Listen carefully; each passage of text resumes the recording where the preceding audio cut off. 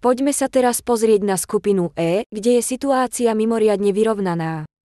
Na čele tabuľky sa po 2 odohratých zápasoch nachádzajú až 3 tímy s rovnakým počtom bodov: Rumunsko, Belgicko a Slovensko.